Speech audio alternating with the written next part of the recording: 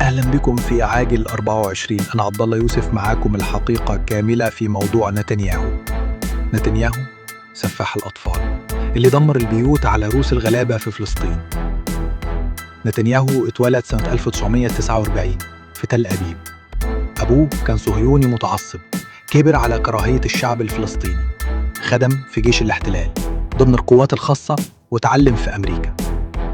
بقى رئيس وزراء إسرائيل أكتر من مرة، 1996 99 و99، ورجع في 2009 ولحد دلوقتي. خلال السنين دي كان مسؤول مباشر على أبشع المجازر اللي بتحصل في فلسطين. نتنياهو اللي إيديه ملوثة بدم الأطفال، اللي هدم بيوت أبرياء، اللي شرد عائلات بسبب سياساته الدموية، لازم يتعاقب. لازم العالم يقف في وش إجرامه. مهما طال ظلمه الحق لازم يبان، والشعب الفلسطيني أبقى وحينتصر في النهاية. انتظروا معنا كل جديد في عاجل 24. كان معاكم عبد الله يوسف